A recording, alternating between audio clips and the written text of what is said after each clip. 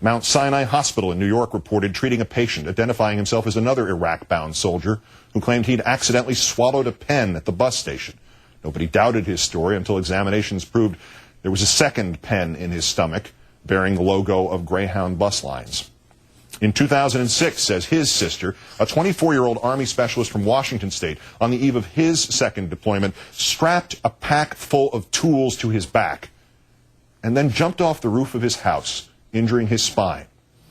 And when they come home, or more correctly, all those like them who did not risk death or disability to avoid going back, when they come home is not that important.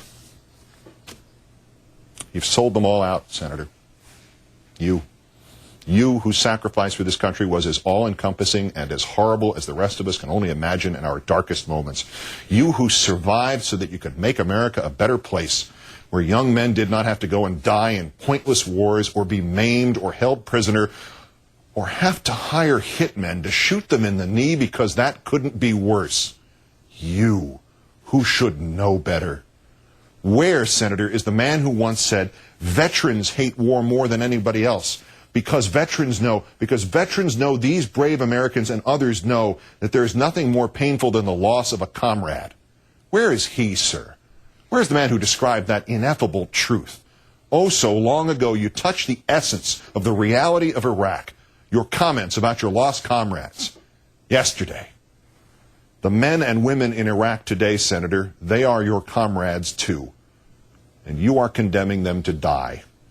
To die for your misdirections, for Mr. Bush's lies, for whoever makes the money off building 58 permanent American bases and all the weapons and all the bullets and all the wiring so costly and so slipshod that it electrocutes our comrades as they step not out to fight freedom's enemies, but into the shower at the base. That, Senator, that is context. It is an easy thing to dismiss Senator McCain as a sad and befuddled figure already challenging for some kind of campaign record for malaprops. Just yesterday in Philadelphia, he answered Senator Obama not by defending or explaining his own not that important remark, but by seizing upon Obama's bitter remark, or trying to. Obama had foolishly said that some in despair in small towns cling to their religion and their guns. Senator McCain vowed he'd go to those towns and tell them, I don't agree with Senator Obama that they cling to their religion and the Constitution because they're bitter. It was hard not to dismiss with a laugh Senator McCain or any Republican for even accidentally implying that they'd clung to the Constitution, not after these last 7 years. It was hard the day before not to become almost bemused when the senator tried to say he would veto every single bill with earmarks, but wound up instead saying, I will veto every single beer. It was hard this week not to laugh at how Senator McCain could offer any serious defense against the accusation that he is running for President Bush's third term when a 2006 interview suddenly surfaced in which McCain said he would consider Dick Cheney for a position in a McCain administration.